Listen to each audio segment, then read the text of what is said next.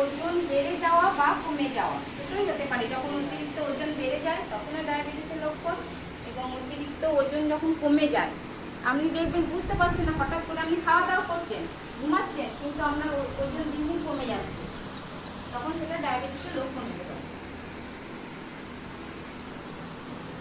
তাহলে ওজন অতিরিক্ত বেড়ে যাওয়া বা কমে যাওয়া, এবং দৃষ্টিশক্তি ঝাপসা হয়ে যাওয়া, এটি একটি ডায়াবেটিসের প্রধান লক্ষণ। দৃষ্টিশক্তি ঝাপসা হয়ে যায়, কারণ যখন দেখবেন ডায়াবেটিস হয় আমাদের শরীরের মধ্যে, প্রথমত চোখের উপরে এফেক্ট করে এবং আমাদের কিডনির উপর এফেক্ট করে।